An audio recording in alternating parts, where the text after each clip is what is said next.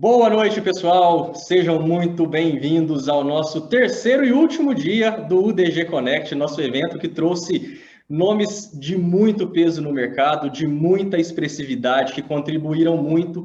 E não é à toa que hoje nós temos, nesse primeiro momento, às 7 horas aqui, um time de especialistas sobre sucessão patrimonial. Antes de cada um se apresentar, pessoal, eu sou o Fabrício Perim, sou sócio da UDG Investimentos. Para quem não nos conhece, a UDG Investimentos é um escritório de assessoria vinculado à corretora XP desde 2009. Nossa matriz é em Poços de Caldas e hoje nós temos escritórios nas principais cidades do sul de Minas, Passos, Pouso Alegre, Lavras, Varginha. Também temos operação em Barueri, São Paulo, em Alphaville. Então, contamos com um time de especialistas para poder atender você da melhor forma possível em relação à sua carteira de investimentos, e esse evento ele vem justamente para isso, né? Ele vem para entregar para você mais informações de qualidade, mais informações relevantes, para que você possa ter cada vez mais informação para decisões assertivas. Tema hoje, pessoal, das 7 horas, sucessão patrimonial. Para isso, nós temos um time aqui de especialistas no assunto. Vou passar para que cada um se apresente aqui de forma rápida, para a gente depois entrar no assunto específico. Primeiro, Paulo, por gentileza, se apresente para nós. Boa noite a todos. Primeiramente, gostaria de externar a minha grande satisfação em participar de um evento tão grandioso quanto esse, tão importante, e para tratar de um assunto que eu entendo de peculiar importância, tendo em vista a necessidade de planejar a sucessão. Então, eu agradeço a oportunidade. E meu nome é Paulo Henrique, eu sou advogado, sou mestre em Constitucionalismo e Democracia, e hoje eu atuo como coordenador do Departamento Civil da Moreira de César Advogados, MCK Advogados. Nesse departamento, eu idealizo, acompanho operações societárias e de planejamento patrimonial e sucessório. Prazer. Excelente, Paulo. Lucas, por gentileza. Obrigado, Fabrício, pela oportunidade. Boa noite, pessoal. Boa noite para todo mundo que está acompanhando. Igualmente, que nem o Paulo, também é uma honra estar aqui presente com vocês, participando dessa live, para falar de um tema que basicamente norteia aqui minha vida, né? A gente trabalha com seguro de vida aqui na XP no dia a dia, então nada mais prazeroso do que isso, né? Bom, pessoal, sou economista de formação, tenho 27 anos, tá? Estou aqui na XP basicamente durante toda a minha vida profissional, já fazem quase 4 anos, né? Comecei trabalhando aqui na corretora na parte de investimentos, que acho que muitos de vocês estão acompanhando talvez já estejam até um pouco mais habituados, então tenho aí um background também da parte de produtos de investimento, de multiplicação do patrimônio, né? E também aí depois de algum tempo, né, percebi que tinha um mercado ainda pouco conhecido pelos brasileiros, que a gente vai tratar muito bem aqui, né? Porém, um pouco conhecido, porém muito importante, como a gente vai tratar aqui com esse time de especialistas. Então, estou nessa área aqui de seguros de vida já faz quase 2 anos, atuando muito na capacitação, né? Captação e capacitação dos profissionais especialistas que atendem vocês, nossos clientes, né? Na ponta final, ali nos escritórios de agentes autônomos parceiros da XP. Tá? E estou nessa vertente já faz alguns anos já. Obrigado, Lucas. Fábio, por favor. Boa noite, pessoal. Obrigado pelo convite. Um prazer estar aqui nesse bate-papo com vocês. Sou um pouquinho mais velho que o Lucas. Eu estou há 1 ano e meio na XP, mas já atuo no mercado há uns 28 anos. Sempre no mercado de seguros, investimento e previdência. E eu acho que esse bate-papo que a gente vai ter aqui é super importante para a vida das pessoas. A gente, nesse longo período aí nessa carreira, a gente está sempre se preparando para ganhar mais dinheiro e para estar cada vez uma vida melhor para a gente, para a nossa família, mas poucas vezes a gente para pensar nessa questão de sucessão. Acho que é um pouco do latino, que não quer pensar na morte, né? Não quer pensar nesse processo de transferência de riqueza, mas que é super importante a gente se preparar e deixar as coisas, vamos dizer assim, arrumadas para que os nossos herdeiros e beneficiários aí não sofram nesse processo. E a gente está falando só da questão de deixar arrumada, mas tem uma grande economia tributária e de honorários que a gente pode se estruturar para facilitar todo esse processo. Então, acho que esse bate-papo vai ser fantástico por aqui. Excelente, pessoal. Obrigado vocês pelas apresentações. E, pessoal, por que 3 especialistas, né? Porque nós temos várias formas de trabalhar a sucessão patrimonial. E o curioso é que a sucessão patrimonial, como é o termo mais técnico, né, no mercado, às vezes as pessoas não entendem o que é isso, e quando a gente começa a explicar o que sim, Fabrício, é herança. Exatamente, é do que se trata, né, a questão da transmissão de patrimônio. Mas o que as pessoas desconhecem é que existe um procedimento para que este patrimônio venha a ser passado para os herdeiros, para os beneficiários. Esse, então, é o nosso intuito hoje, explicar o que é isso, explicar as ferramentas, cada um dos especialistas falando um pouco a respeito. E como foi, pessoal, na terça e na quarta-feira o evento é aberto a perguntas, é aberto a participação de vocês que estão conosco. Deixem a sua pergunta no chat que o pessoal da UDG me direciona aqui para que ao final do nosso bate-papo a gente direcione para os especialistas. E aí, Paulo, eu queria já então iniciar com você para que, de fato, você, de uma forma bem sucinta, objetiva, explicasse para a gente o que é a sucessão patrimonial. Perfeito, Fabrício. Como você mesmo explicou, quando existe o falecimento de uma pessoa física, ela precisa, os bens dela precisam ser relacionados para que sejam transmitidos para os herdeiros, né? Esse procedimento é o inventário. Então, o planejamento sucessório nada mais é que uma formas legais de se evitar que exista um inventário. Basicamente, evitar o inventário, fazendo com que exista a transferência do patrimônio em vida para os herdeiros, sem que o dono desse patrimônio, o autor da herança, ele perca o controle sobre os bens. Isso é muito importante, porque a pessoa vai transferir, mas não vai perder esse controle. Então, basicamente, evitar o inventário. Por que eu digo evitar o inventário? O inventário não é um cenário interessante para os herdeiros. Por quê? Por vários cenários. Primeiramente, nós temos o Imposto Transmissão Causa-Morte e Doação, o chamado ITCMD, que ele é uma incidência tributária em cima do valor, do monte mor da herança, do valor total da herança. Ele existe essa incidência que pode chegar até a 8%, a depender dos estados. Então, existe primeiro essa incidência tributária, que já vai gerar um recolhimento bem vultuoso, e geralmente as pessoas não têm liquidez para pagar esse imposto.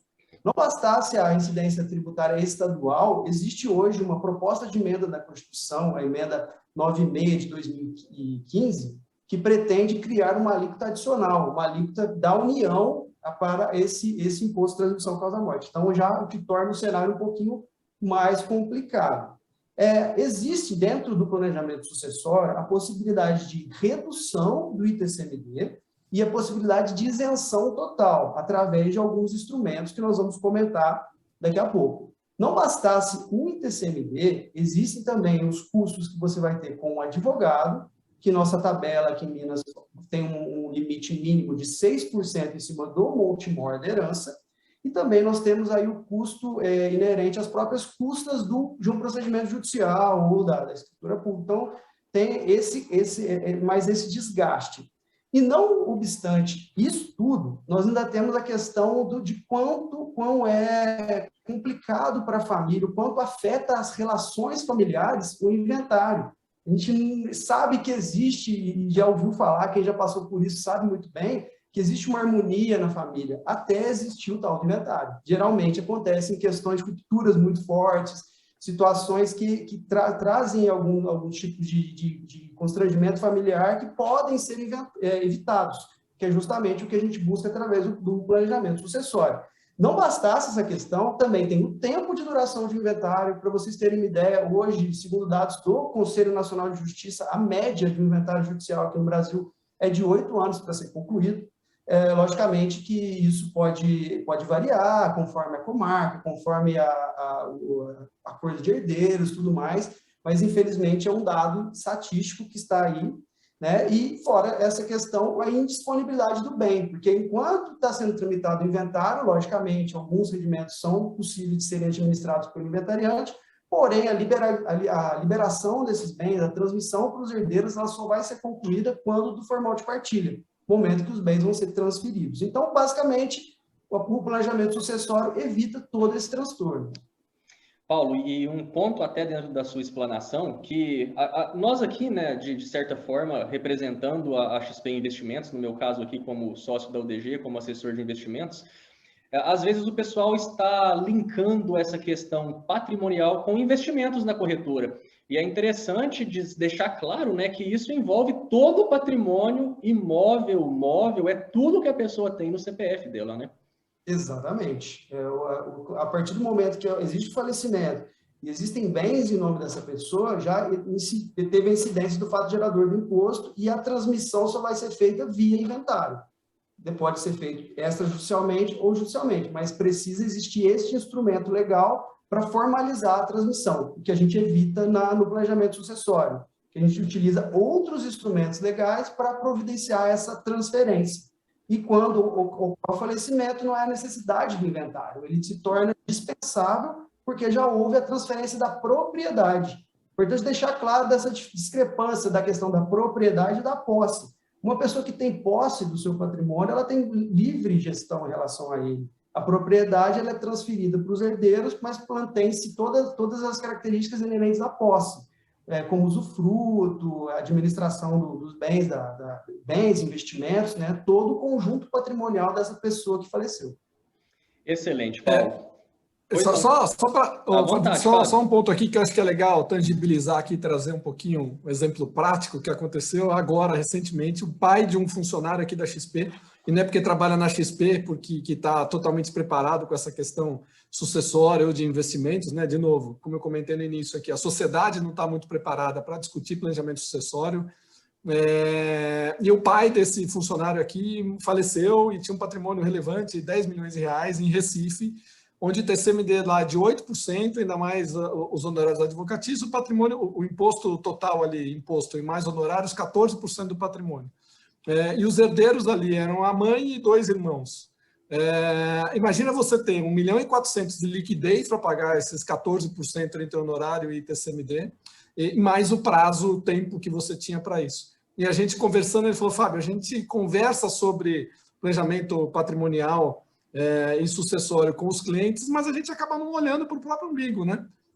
Eu cheguei a ter uma conversa com o meu pai, o funcionário comentando que cheguei a ter uma conversa com meu pai, mas meu pai não quis, né, entrar nessa história, porque entra um pouco naquela questão cultural, né, de não querer falar de morte, e que um pouco, às vezes, acontece, não é problema meu, isso é problema dos meus herdeiros, né?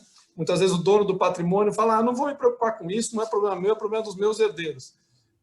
Mas se ele tivesse vivo, ele ia estar vendo a briga que está tendo em família, porque não tem o recurso líquido ali para pagar esse inventário, e já começou uma confusão toda ali por conta desse não planejamento. Excelente, Fábio. Lucas, dito isto, explicado o que é a sucessão, a gente então entrando aqui nas ferramentas para que isso seja possível de ser trabalhado nesse planejamento, queria que você abordasse a questão de como utilizar, né, o seguro de vida para essa questão de planejamento. Como o Fábio disse, né, a gente tem muito mito em relação a muitos paradigmas, melhor dizendo, é a palavra mais apropriada, quando a gente fala sobre a questão de morte. Ninguém quer falar sobre isso, e até a gente brinca muito, né, algumas vezes, que o seguro de vida, ele teoricamente deveria chamar seguro de morte, né, porque ele cobre quem falece. E as pessoas muitas vezes colocam para a gente, até em forma de brincadeira, mas colocam, pô, Fabrício, vou contratar um seguro de vida para quando eu falecer, a minha esposa ter esse dinheiro com o Ricardão. Então, é quando a gente entra, exato, quando a gente entra, né, explicando essas questões, quebrando esses paradigmas. Então, Lucas, até se for possível de uma forma muito sucinta, que não será o tema nosso hoje, mas explicar que o seguro de vida ele tem outras coberturas que não só, né, um valor recebido na falta deste titular desse seguro. E também, por gentileza, explicar, então, como que o seguro de vida entra em um planejamento de sucessão patrimonial. Show, vamos lá. Gente, primeiro a gente tem que explicar que o seguro de vida ele é uma ferramenta de proteção financeira, né? E aí, como o Fabrício comentou, né, a gente pode utilizar essa proteção financeira tanto para algumas eventualidades que podem acontecer ao longo da nossa trajetória em vida, né? O seguro de vida chama seguro de vida porque ele protege em vida, tá? Isso é muito importante a gente deixar claro desde já. Para situações como, por exemplo, né, uma morte financeira, pessoal, a tal da invalidez, que, acreditem, eu cito até um exemplo próprio, né, a minha tia, pessoal, irmã da minha mãe, ela era jornalista, com 40 e poucos anos, em 2008, ela sofreu um AVC, sobreviveu, mas teve algumas sequelas, que para essa jornalista foram só a perda da fala e da escrita. O que se faz a partir de agora? né? Morte financeira, ela pode ser, às vezes, muito pior até do que a morte biológica, né? Você voltar a ser um filho para os seus pais, né? Isso pode ser algo, fora o impacto emocional, isso traz impactos financeiros para a nossa vida. E acho que é muito nosso papel aqui, né? Justamente mostrar esses impactos financeiros que esses eventos podem trazer, né? Minha tia não tinha uma pólice de seguro de vida e, a partir dali, ela não conseguiu mais dar continuidade na sua vida financeira como ela pretendia, né? Até hoje é sustentado pelo ex-marido, tá? E aí que entra o seguro de vida, como um plano B, para caso alguma situação como essa aconteça, e todos nós aqui estamos sujeitos, né? Uma outra situação aqui bem rapidinha, das duas mais comuns, né, das proteções em vida, o diagnóstico de uma doença grave, né, uma internação por qualquer motivo que seja, como por exemplo um câncer, né? Câncer hoje é a principal causa de sinistralidade dentro das nossas seguradoras parceiras. E aí eu sempre faço a provocação, né? Imagina que algum dos presentes aqui seja algum profissional autônomo, por exemplo, algum empreendedor, um dono de um restaurante, uma pessoa que tem a sua remuneração ali majoritariamente variável, atrelada às suas vendas, atrelada ao número de consultas que você consegue fazer durante o mês, né? Se você diagnostica uma doença grave, como um câncer, por exemplo, né, você tem que se ausentar do trabalho por um determinado período, meses, um ano e meio, enfim. Durante esse período, vai secar a fonte de renda, certo? Boa parte dos custos relacionados a essa doença, talvez o seu plano de saúde consiga arcar, né? Boa parte, até a totalidade, dependendo do quão bom for o seu plano de saúde. Mas aí eu pergunto para vocês, quem é que vai manter os seus filhos na escola, por exemplo, durante esse período? Né? Quem é que vai continuar pagando todas as contas que continuam passando por baixo da porta, independente do que acontece com a gente durante esse período? Né? Quem é que vai manter o seu padrão de vida, conta de luz, água, gás, alimentação, os seus custos e os dos seus dependentes financeiros? Né? Vai ser a sua carteira de investimentos? Será que é para isso que vocês aqui investem? Com os assessores da XP, enfim, com o pessoal da UDG? Não é para realizar os seus sonhos de vida? Né? É aí que entra o seguro, pessoal, como uma ferramenta de proteção para evitar que você dilapide o seu patrimônio para situações em vida ainda, doenças graves, invalidez, morte financeira. E aí, né, Fabrício, a gente tem também a situação que a gente está tratando aqui, que é o maior foco, né, que é a morte. Outro evento que a gente está muito acostumado a ligar um forte impacto emocional, mas a gente esquece do impacto financeiro. Pessoal, eu coloco minha mão no fogo aqui por uma informação para vocês, tá? A gente só tem duas certezas na vida. A primeira é que a gente vai morrer, e a segunda é que a gente vai pagar imposto. Então, tudo isso que o Paulo está comentando aqui é muito relevante para todo mundo, porque todo mundo aqui vai virar um inventário algum dia. A gente não sabe exatamente o tamanho desse inventário, mas a gente vai virar. Tá? E aí, pessoal, dada essa certeza, né, de que morrer, como eu sempre digo, não é se, é quando, quanto antes a gente se preparar para esse evento, menor vai ser o impacto financeiro para o patrimônio, para o legado que a gente está deixando para trás, né? E para os nossos beneficiários, como o Paulo aqui já bem explicou, as questões de TCMD, de custos advocatícios, enfim. E esses custos, como ele bem colocou, gente, é muito importante a gente ressaltar, né? São custos percentuais. Quanto maior o nosso patrimônio, maior vai ser a dor de cabeça para o inventário, tá? Se os beneficiários não tiverem a liquidez necessária para acessar esse patrimônio, como é que eles vão acessar? Não vão. O patrimônio fica bloqueado, né? Como o Paulo já comentou ali, eu nem sabia desse número, essa média de 8 anos, pode ser que fique bloqueado por décadas. Todo o seu legado sendo dilapidado lá para trás. Né? Dependendo da estrutura do seu patrimônio, pode ser uma empresa que está lá perdendo valor de mercado, por exemplo. Tá? E aí que entra o seguro de vida como o quê? Uma ferramenta justamente de liquidez imediata para esses beneficiários, para os seus entes queridos, para os seus herdeiros, para os seus filhos, para o seu pai, para a sua mãe, para o seu irmão, para eles conseguirem ter o recurso para acessar esse patrimônio, esse legado que você não quer que vá embora junto com você. Certo? A gente não passa aqui tantos anos em vida para tudo que a gente construiu e por água abaixo só, né, porque a gente não está aqui. Tá? Não é para isso que vocês investem, não é para isso que vocês ficaram acompanhando ontem o Henrique Breda sobre renda variável para multiplicar o seu patrimônio. Tá? Então, pessoal, primeiro de tudo do seguro de vida, né? A gente falando aí das características mesmo. Questão da liquidez imediata, a partir do momento que vocês enviam os documentos, né, de um sinistro para uma seguradora parceira aqui pelo nosso canal, né, pelo menos que é o que eu posso dizer aqui na XP, coisa de 10 dias, uma coisa assim nesse período, você já consegue ter o recurso né, o benefício do seguro de vida em mãos, na sua conta bancária. Tá? Recurso esse, gente, outra característica bem importante, que é livre de impostos. Né? Então, você não paga imposto, é 100% líquido de impostos, qualquer benefício que o beneficiário, né, venha a receber por esse seguro de vida. Tá? Outra característica bem importante.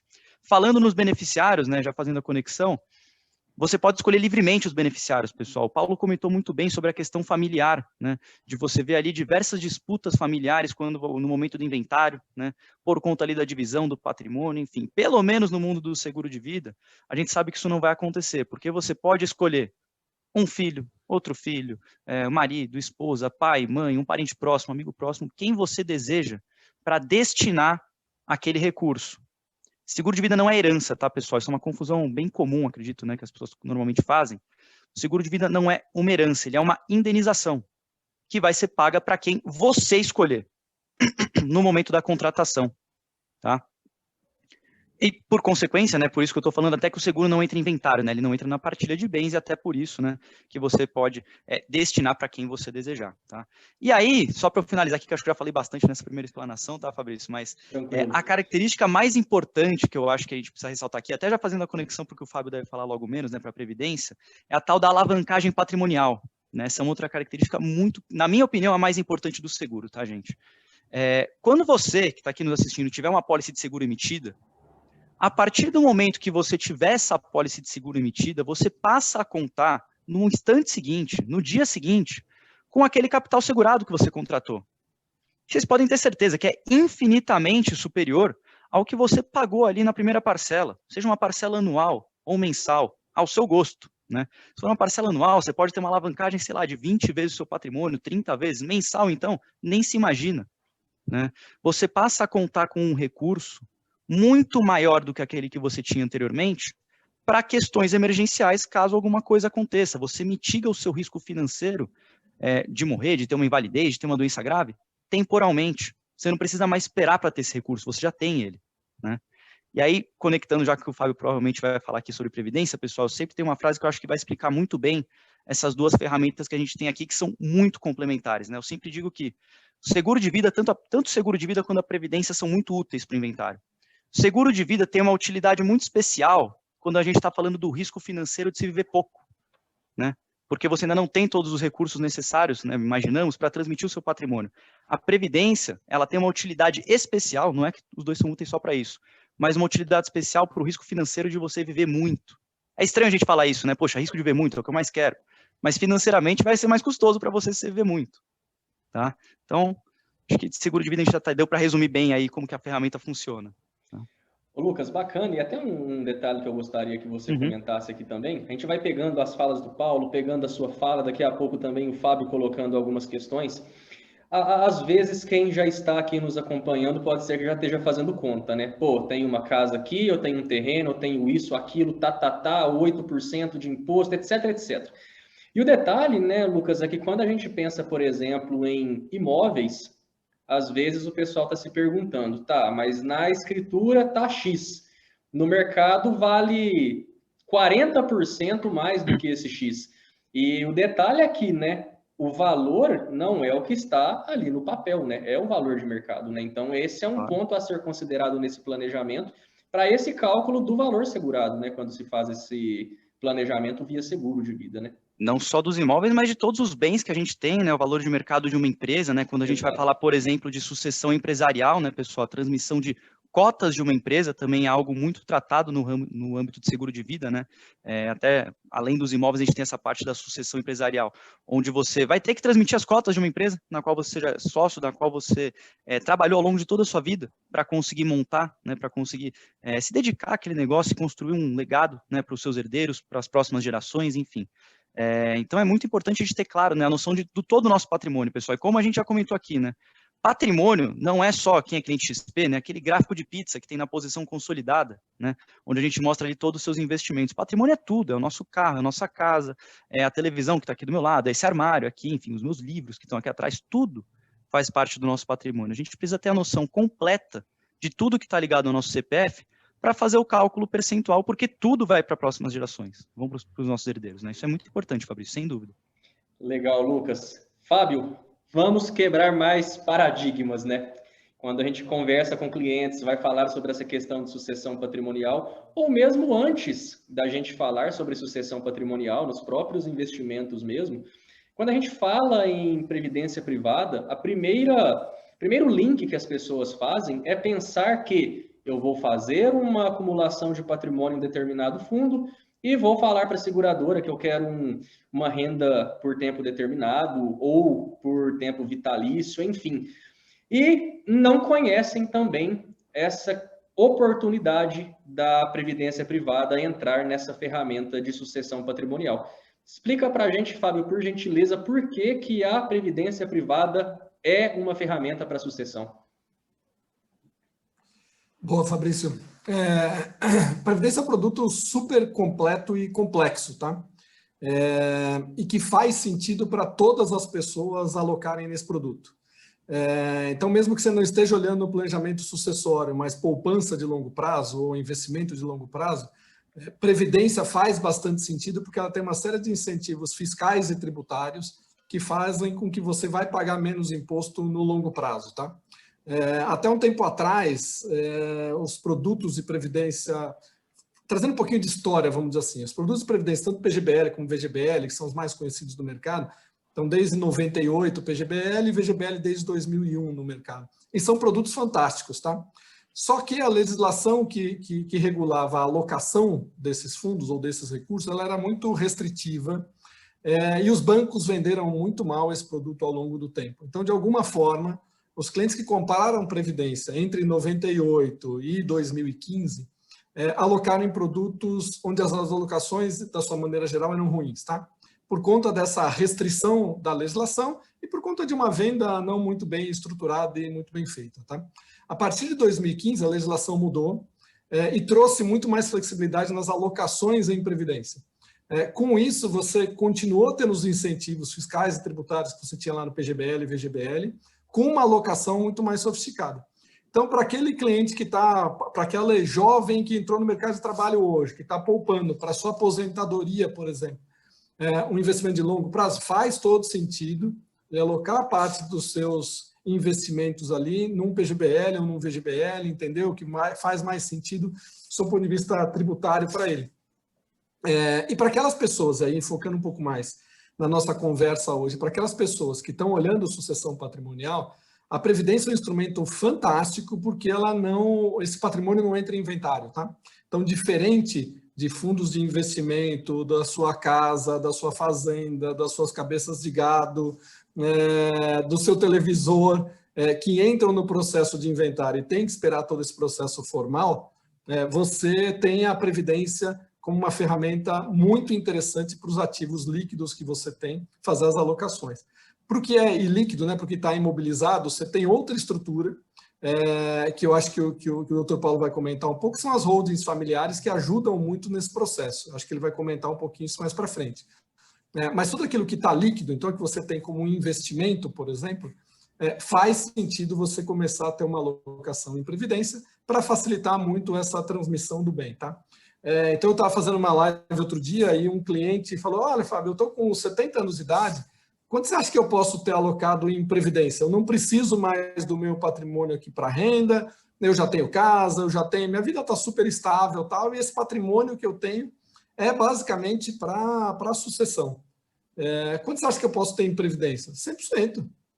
Não tem por que pensar de outra maneira, a não ser ter uma alocação, tirando, lógico, aquele recurso que é de caixa para você usar nas despesas do dia a dia, mas aquilo que você está olhando para médio e longo prazo e para a sucessão, você pode ter 100% na previdência. Você tem uma boa alocação e uma série de incentivos aí nesse processo de sucessão.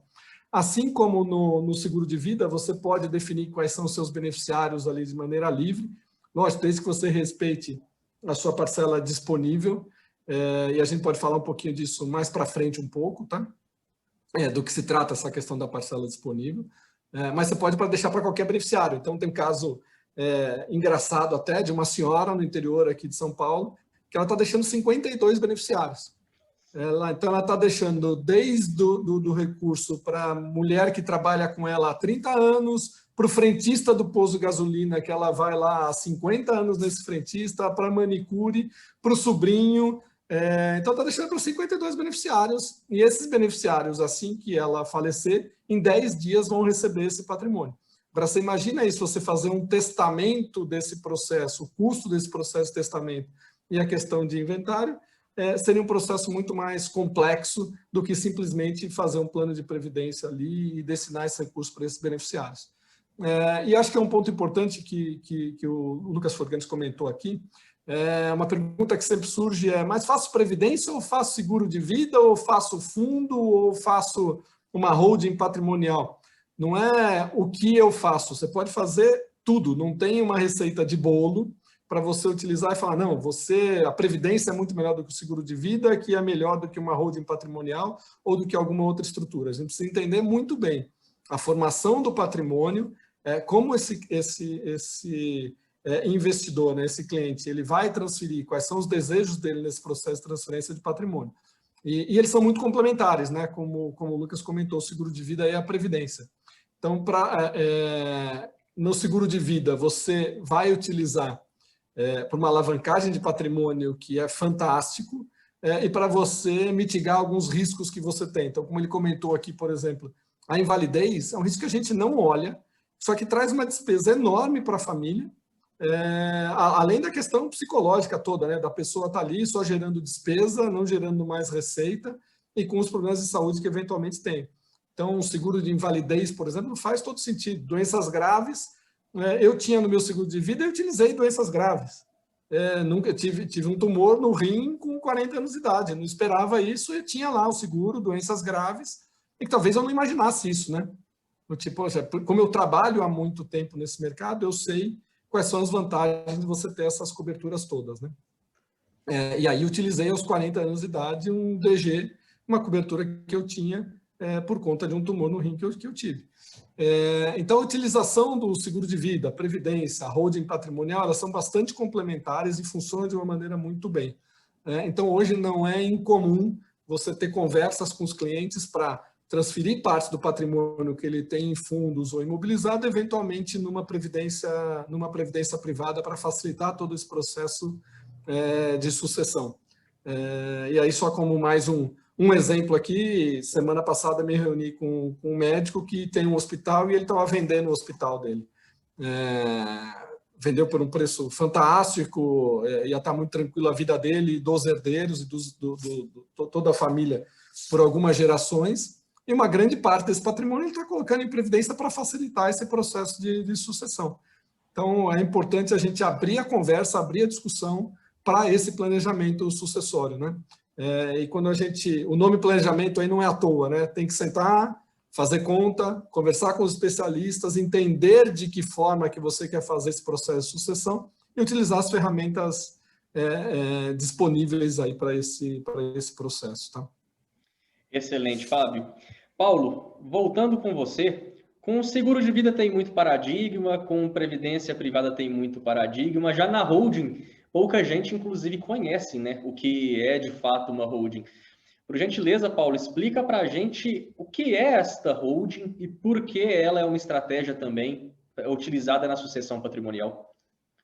Certo, Fabrício. Até complementando o que o Fábio disse, o planejamento patrimonial sucessório, essas estruturas que nós estamos conversando, são estruturas até para serem utilizadas simultaneamente, porém com uma análise específica do critério que cada pessoa tem para a transferência patrimonial. Então, a gente poderia lançar mão das ferramentas simultaneamente, perfeitamente, sem qualquer problema. Antes de entrar um pouco na questão da holding especificamente, vou comentar um pouco de uma fala que você levantou, da questão do valor lançado na declaração do imposto de renda, principalmente para bens imóveis, e a questão do possível ganho de capital. Porque, na maioria dos casos, o que a gente percebe? Aquele imóvel está lá na declaração por muito tempo e não existe uma atualização constante, mesmo que pelos índices oficiais possíveis de serem utilizados, não existe essa atualização, ele fica e permanece. Quando acontece a sucessão, a gente já observou casos em que a Receita pode observar a transferência de um imóvel, um valor baixo, na declaração do autor da herança, e a transferência após a atualização do inventário para o herdeiro, pode existir a possibilidade da incidência de ganho de capital. Então, realmente, essa tributação é totalmente questionável, concordo, mas é bom a gente deixar claro que existe essa possibilidade. E aí, linkando justamente na questão da holding patrimonial, esse problema a gente consegue resolver via estrutura de holding, que nada mais é do que uma estrutura societária, onde a pessoa física, detentora do patrimônio, transfere esses bens, digo, todos os bens, para evitar o inventário, do nome da pessoa física para o nome de uma pessoa jurídica. admitindo seus herdeiros como sócios nessa estrutura societária. Em um determinado momento da operação, existe a saída desse autor, do autor da herança, do sócio majoritário da condição desse sócio, e transferindo suas cotas para os herdeiros, que seriam os futuros proprietários. O que é transferido apenas, na maioria dos casos, é apenas a nua propriedade dessas cotas. Por quê? O autor da herança, o real proprietário, ele permanece como usufrutuário dessas cotas. Então, ou seja, todos os frutos oriundos do patrimônio, como já era no caso da pessoa física, continuam sendo transferidos para a mesma pessoa física, só que via usufruto, porque ele fez a transferência apenas da nua propriedade. E, além disso, normalmente, nessa estrutura, ele figura como administrador, não sócio dessa holding. Então, na possibilidade do seu falecimento, apenas vai cair o usufruto, ele vai perder a condição de administrador e os sócios passam a ter plena propriedade sobre as cotas de participação da sociedade. Então, ou seja, houve a transferência, houve a sucessão do patrimônio sem a necessidade do inventário. Passou a ser uma sucessão societária, não sucessão via inventário, né? Que tem todos esses ônus que a gente conversou. Vale dizer que com essa estrutura a gente consegue uma redução de carga tributária do TCMD, existe uma possibilidade real dessa redução, e existem vários benefícios, tanto fiscais como de proteção patrimonial, como bem disse o Lucas e o Fábio, em relação a essas ferramentas, porque a gente protege o patrimônio e, ao mesmo tempo, evita todo o custo da sucessão. Então, vale dizer que isso se aplica também para bens móveis, bens imóveis, cotas de participação em sociedades, e até mesmo para ações, né, que é o foco também, um dos focos aí da XP nesse tocante, porque às vezes existe essa variação de valores de uma ação que pode gerar algum problema ou um grande prejuízo tributário no momento do recolhimento do imposto. Então, a transferência disso, apesar de a gente saber que não é o mais indicado para a pessoa jurídica, né, o investimento na Bolsa, mas, porém, evita algumas circunstâncias. Então, para efeito de planejamento, pode ser que se lance mão de estruturas como uma holding. Essa é basicamente uma alternativa e um modelo muito básico de holding. Vale dizer, holding não é apenas um CNPJ, é a estrutura societária que busca a gestão do patrimônio próprio. Então, por isso que se familiarizou muito o termo holding. Inclusive, quando se fala de planejamento patrimonial e sucessório, muita gente se refere a holding, se refere muita gente até usa a terminologia blindagem patrimonial, vocês já devem ter ouvido isso, então eu não gosto dessa terminologia porque dá a impressão que o patrimônio está totalmente intransponível. Não, a gente protege o patrimônio, ao mesmo tempo planeja a sucessão e consegue benefícios tributários. Então, isso tudo, geralmente, a gente lança a mão da holding patrimonial para esse tipo de circunstância. Excelente, Paulo. Obrigado. Pessoal, a gente tem 20 minutos ainda e acho que nós conseguimos, né? Vocês expuseram de forma muito clara, primeiro, o que é uma sucessão patrimonial, as estratégias de cada uma das áreas aqui que nós temos para fazer esse planejamento. E agora acredito que a gente consiga já responder algumas dúvidas que estão chegando aqui para a gente, já no chat. E agora, pessoal, bastante dinâmico o nosso bate-papo. Quem quiser aqui tomar a frente para responder e alguém fazer uma consideração, é totalmente à vontade. Pessoal que nos assiste, se ainda não enviou a sua pergunta, tem alguma curiosidade, dúvida sobre o tema, podem ficar à vontade que o pessoal já está direcionando aqui para a gente. Tem uma pergunta, pessoal, aqui da Alice, que ela diz o seguinte: caso sejam eleitos 2 beneficiários, ela não citou aqui se seria uma previdência ou se seria um seguro de vida, mas caso sejam eleitos 2 beneficiários, no caso do falecimento de um deles, a parcela destinada ao beneficiário falecido passa para o outro beneficiário ou vai para o inventário? Um de cada vez. Quem quer começar nessa? vai envolver os três, né? Vamos lá, Vai Lucas. você, Forganes. Manda aí, Luca. Vamos mandar do seguro de vida, né? Se for o caso de um seguro de vida, né? Pelo que eu entendi, seria, poxa, um seguro de vida, por exemplo, né? Onde você tem ali 2 beneficiários, né? Se um desses beneficiários vem a faltar, você tem sempre a opção de eleger um beneficiário secundário, tá? Existe essa opção numa apólice, né? Se não houver um beneficiário secundário indicado, aí sim esse recurso é destinado para os herdeiros legais, que é basicamente para onde restou, né, digamos assim. Então, neste caso, iria para os herdeiros legais. Aí, para a Prev, Fabião, quer comentar? Acho que esse ponto é importante, só lembrando da questão de beneficiário, tanto para o seguro de vida quanto para a Previdência, né? Muitas vezes já vi vários casos, já vi várias confusões nesse sentido.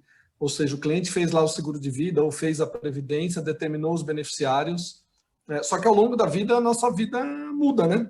Você casa, separa, tem mais filho, e a gente vai pagar para quem tiver lá definido como beneficiário, desde que esteja respeitada a parcela disponível ali do cliente. Então, eu já vi caso, por exemplo, de um cliente fazer uma previdência privada, colocar a primeira esposa como beneficiária, casou e separou 2 vezes, quando morreu tinha 5 milhões nesse plano de previdência e quem recebeu foi a primeira esposa. Os 4 filhos que ele teve durante a vida ali não tiveram acesso a esse patrimônio porque ele determinou ali a primeira esposa como beneficiário e estava dentro da parcela disponível do cliente que ele pode fazer o que ele quiser com aquele patrimônio, tá? Então, acho que esse ponto é importante e funciona da mesma forma como no seguro de vida aqui, tá? E até é importante sempre ressaltar, né, Fábio, só um ponto, pessoal, os beneficiários são alteráveis numa apólice de seguro, tá? Então, você qualquer momento também, enfim, a qualquer momento você consegue alterar o beneficiário numa canetada, tá? Isso é bem importante para, caso você tenha alguma alteração na sua estrutura pessoal, familiar, na relação que você tem com as pessoas, isso é super comum, tá? Perfeito, pessoal. Paulo, tem uma pergunta um pouco mais específica aqui, um pouco mais não, direcionada de fato à holding, que é da Thaís, que ela pergunta o seguinte: se eu criar uma holding, já está resolvido a questão de liquidez para uma sucessão? Sim, porque aí a questão apenas a constituição da holding não resolveria. Deveria ser passar junto, né? É constituída a holding e é feita a transferência das cotas para os herdeiros. Aí sim a gente está resolvendo a questão da liquidez, porque não existe a necessidade do inventário para poder formalizar essa transferência. Mas, então, nesse momento da transferência das cotas, existe a necessidade de pagamento do imposto também, em valores reduzidos, mas existe essa necessidade. Então, se houver o recolhimento do imposto, a transferência das cotas, resolve-se sim o problema de liquidez. Paulo, deixa eu aproveitar que a gente está nesse assunto de holding, uma pergunta que muitas vezes surge com os clientes. A questão da holding envolve custos, né, de constituição de uma holding que, no caso de uma contratação de um seguro ou de uma previdência privada, primeiro que previdência privada, a princípio, é um investimento, né? O seguro de vida também tem outras situações que não é a questão da holding. Mas existe um valor mínimo de patrimônio, Paulo, na sua opinião, que deveria ser avaliado para que valesse a pena uma constituição de holding ou não? Fabrício, eu entendo que depende muito da característica do patrimônio. Por exemplo, no caso de uma empresa, né, que vai ser transferida, independente do valor, existe um interesse dos herdeiros de uma gestão conjunta, evitar que essas cotas sejam levadas a inventário. Então, aí eu acho que essa questão do valor, eu não entendo como relevante, eu entendo mais como uma característica do patrimônio. Determinado tipo de imóvel, determinado tipo de bem, pode ser que, para que exista uma gestão conjunta mais condizente com a evolução patrimonial pretendida, existe a indicação. Mas, na maioria dos casos que existe um patrimônio minimamente considerável, sempre é indicado a holding para evitar mesmo que exista essa carga tributária excessiva, essa disputa patrimonial. O que eu percebo muitas vezes que acontece, principalmente na hora do recolhimento, quando se trata do imposto e quando se trata de bens imóveis, é que a liquidez ela impede faça o pagamento do imposto, o que gera a necessidade, muitas vezes, de venda de um imóvel em um curto espaço de tempo. E característica que vocês sabem muito bem disso, que o imóvel não se vende em um curto espaço de tempo. Via de consequência, você vai ter prejuízo na venda simplesmente para pagar um imposto. Sim. Então, essa estrutura societária da holding, ela evita que isso aconteça, porque não existe a transferência do patrimônio. O que foram transferidas foram as cotas de participação na sociedade de gestão de patrimônio próprio. Então, é o momento onde o autor da herança consegue se organizar para ter o valor que seria utilizado para pagamento, tanto da questão da constituição da sociedade como do imposto incidente sobre a doação das cotas, e a partir daí a gestão é feita de forma conjunta entre os sócios, geralmente irmãos ou os herdeiros, que seriam aqueles que figurariam no inventário. Então, na minha opinião, existe mais uma relação com a característica do patrimônio, com a pretensão dos gestores em relação a isso, não um valor específico. Isso vai variar muito. Eu costumo dizer que o planejamento patrimonial sucessório é uma medida muito específica para cada pessoa. Então, a gente vai saber o que se pretende, qual que é o objetivo, o que está se vislumbrando ali num cenário de médio e longo prazo, para que consiga, então, ser aplicado toda a estrutura, não só a holding, como foi bem informado, a questão da previdência privada, a questão do seguro de vida, até mesmo constituição de fundos, criação de outros CNPJs. Então, assim, existe uma infinidade de possibilidades dentro do planejamento patrimonial sucessório. A questão sempre vai ser a característica do patrimônio e o que se pretende com ele. Excelente, Paulo. Pessoal, acho que a gente tem mais espaço para em torno de 3 perguntas aqui. Eu acho que eu consigo direcionar cada uma delas para cada um dos especialistas.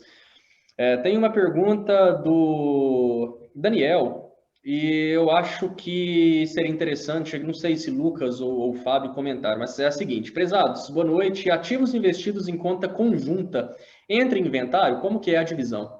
Não, essa é ótima. Acho que não sou nem eu, nem o Lucas, acho que o doutor Paulo pode responder melhor. Mas essa é fantástica, porque todo mundo pergunta, estou em conta conjunta, está resolvida a minha sucessão dos ativos líquidos que eu tenho. Acho que vale você comentar, doutor Paulo, porque você deve ter alguns cases aí, alguma experiência maior do que a gente. Recebe muito na XP esse questionamento. Não, conta conjunta, está tudo resolvido. Meu pai falou isso para mim, tá? Eu estou em conta conjunta com a tua mãe, está tudo resolvido. Eu falei, mas pai, quem falou que todo o patrimônio que tem lá é da minha mãe? Primeira resposta, né? Primeira resposta, quem falou que está tudo lá da minha mãe? Você tem 2 filhos, que eu saiba, né? Eu e meu irmão, mas eventualmente pode ter um outro filho, né? Então, acho que era interessante o doutor Paulo comentar um pouco nesse sentido. Sim, a questão da conta conjunta, ela trata-se de um patrimônio comum do casal, que na incidência do fato gerador do imposto, transmissão causa morte e doação, a partir do momento do falecimento, 50% daquele montante tem que ser levado a inventário. O que pode vir a acontecer é que se não seja lançado no inventário, exista uma omissão em relação a isso, mas isso já é uma outra conversa. Em termos técnicos, a partir do momento que houve o falecimento, o saldo dessa conta conjunta no momento do falecimento, ele tem que ser informado no inventário para que, garantida a meação do cônjuge, no caso, o restante seja lançado e incidência tributária e transferência patrimonial via inventário. Então, o procedimento técnico seria este. Agora, na prática, eu já concordo que muita gente, às vezes, não lança a mão, ou aconteceu ali o falecimento, já houve a movimentação desse valor sem a informação específica, aí cabe ao Estado fiscalizar e aplicar as devidas penalidades nesse tipo de circunstância. Posso complementar só uma coisinha, Fabrício? Que eu acho que é muito importante, né? Todo mundo, não sei se todo mundo aqui, né, mas muitos devem ser clientes nossos, pessoas interessadas em investimentos. Por que vocês vão deixar o dinheiro parado numa conta corrente? Né? Essa é a principal pergunta. Se você pode deixar aplicado numa previdência, numa ferramenta para isso, se você pode ter uma alavancagem patrimonial num seguro de vida. Né? Acho que esse é um ponto muito relevante. A gente luta muito contra isso, né? Aqui na XP, poxa, vamos desbancarizar, vamos conseguir colocar o nosso patrimônio em ativos que façam sentido para a gente. Não faz muito sentido a gente deixar o dinheiro parado em uma conta corrente somente para a questão inventarial, se você tem outras ferramentas para isso, né? Que vão te trazer muito mais benefício financeiro no curto, no médio e no longo prazo. Tá? Excelente, pessoal. Uma agora direcionada para você, Fábio. Maiara pergunta: a tributação da Previdência em caso de morte do titular e resgate para os beneficiários? Eu gostei da pergunta dela, estava digitando aqui, mas já que você direcionou, vou responder aqui já. A tributação, sim. Então, vamos lá. No caso do VGBL, que é o produto de vida, você tem a tributação sobre o ganho de capital, assim como você tem num fundo de investimento, tá? Então, o fundo de investimento que você tem no momento em que você acessa esse patrimônio, você vai pagar lá por volta de 15% de imposto sobre o ganho de capital que você teve. Num VGBL, esse imposto pode chegar a 10% sobre o ganho de capital. No PGBL, tem a incidência do imposto também sobre o patrimônio total, não só sobre o ganho de capital. Fábio, então qual que é e aí respondendo uma outra pergunta que eu vi aqui, qual que é o incentivo de eu fazer um PGBL, então, em vez de um VGBL? É que o PGBL, quando eu fiz os investimentos nele, eu abati isso da minha base de cálculo do imposto de renda. Então, eu deixei de pagar imposto na minha declaração do imposto de renda, abati isso da minha base de declaração de imposto, e no momento que eu resgato, eu sou tributado e faço o recolhimento. A grande vantagem aqui de um PGBL no investimento de longo prazo é que, eventualmente, eu deixei de pagar 27,5% sobre um valor que eu aportei e vou pagar só 10% no momento que eu vou resgatar ou que eu vou ter a sucessão desse patrimônio. Estou imaginando aqui que eu investi R$100 mil, eu deixei de pagar 27.500 de imposto de renda e quando eu resgatar esses R$100 mil, depois de 10 anos, eu só vou pagar 10 mil de imposto. Ou seja, eu economizei 17.500 aqui em números aproximados aqui, só para facilitar um pouco esse entendimento. A grande vantagem da Previdência é que você não entra em inventário com esse patrimônio, não tem todos os custos do processo e nem o tempo, e você também não tem ITCMD, principalmente para VGBL. Para PGBL você ainda tem uma discussão com relação ao ITCMD, mas para VGBL, apesar dos estados terem trabalhado na alteração da legislação estadual para que tenha cobrança sobre o VGBL, mas os tribunais regionais têm dado ganho de causa pró contribuinte para não ter incidência de ITCMD no VGBL, tá? Acho que, assim, basicamente é isso. Excelente, Fábio. Paulo, tem uma pergunta aqui direcionada para você sobre a questão de uma holding comercial pode substituir a holding patrimonial, sendo os imóveis transferidos para essa holding?